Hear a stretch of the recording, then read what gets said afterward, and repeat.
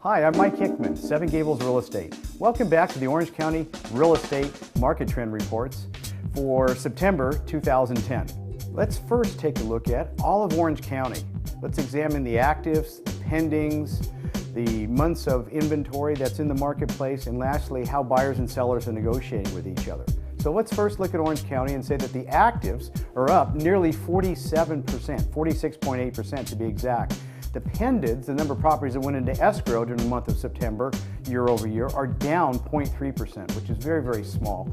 The absorption rate in Orange County, according to what's going into escrow, or the number of months of inventory, is sitting at 3.9 months. And finally, the way buyers and sellers are negotiating with one another, there's a 4% reduction from list price to sales price overall in Orange County. Next, let's take a look at the up to $600,000 market in Orange County, because very interesting trends beginning to develop here. The actives, or the number of properties that are for sale, are up a whopping 83.5% year over year. The actual pended, or properties that sold during the month of September, are down 1.1%. The absorption rate sits at 3.1 months of inventory on the marketplace, and the list price to sales price differential is still only at 2%. It's remained at 2% now consistently for the last 12 months. Let me share with you now some information about what some people consider to be the move-up market, the $600,000 market to the $1 million market. As far as actives go, the number of actives has actually increased year over year, 42.1%. The number of pendeds, or the properties that went into escrow, are down 2.2%. The absorption rate sits at a steady 4.9 months of inventory in the marketplace. And finally, the percentage differential between list price and sales price overall in Orange County between $600,000 and $1 million sits at 3%. Let's next take a look at the $1 million plus market in Orange County. This is very fascinating because there's been a lot of discussion in Orange County about what may happen in the future.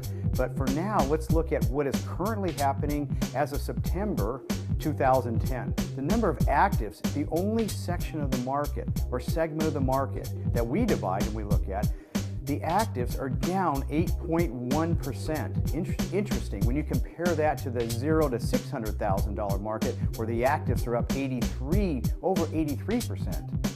The number of pendeds are actually up 11.7% in the $1 million plus market. The absorption rate is sitting at 8.9 months, which equals the lowest absorption rate in the last 15 months. And the list price to sales price differential, now this may be telling for the future, is sitting at 8%, and it was at 6%. So that means buyers are negotiating a little tougher and sellers are coming off their sales prices a little bit more. There's been a lot of publications that have talked about the housing forecast in the future for Orange County. And what I wanted to do was kind of reflect back now in the last 6 months to see where we were in April 2010 and compare that to September of 2010 and see if there's any trends that are beginning to develop there. Here's what I found. The actives, the number of actives by comparison over the last 6 months has grown 38.5%. The number of pendeds, properties going into escrow, are down 10.5% in the last 6 months. The absorption rate is sitting at 3.1 months, and it was at 3.4. So it's actually shrinking, which is a good thing for the housing market. And in conclusion, the list price to sales price differential is sitting at 2%, and it has been stagnant there for the last 6 months. So what does all this information tell us about what's going on in the Orange County real estate market? First of all, the number of actives have increased dramatically in Orange County. So what we have to watch for is to carefully gauge the supply of homes that are coming into the market over the next few months. Let's look at that, and let's look at the demand for those homes and see how they interact with each other.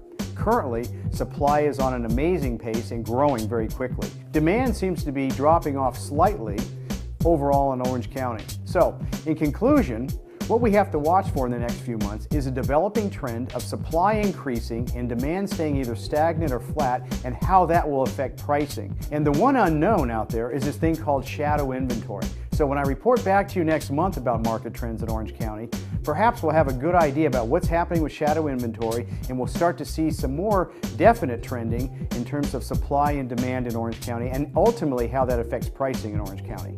I'd like to invite you all to visit our website at sevengables.com, and while you're there on the website, take a moment and sign up for our 7G Life newsletter. It's a great newsletter about what is happening in and around Orange County, and we publish it every single week. And also, take a look at 7gwired.7gables.com. It's a fantastic site for news generated on the national level, the local level, financial news, the real estate news, and videos that'll keep you up to date on what's going on in the real estate industry as a whole. I invite you to check back with us next month. This is Mike Hickman, Seven Gables Real Estate.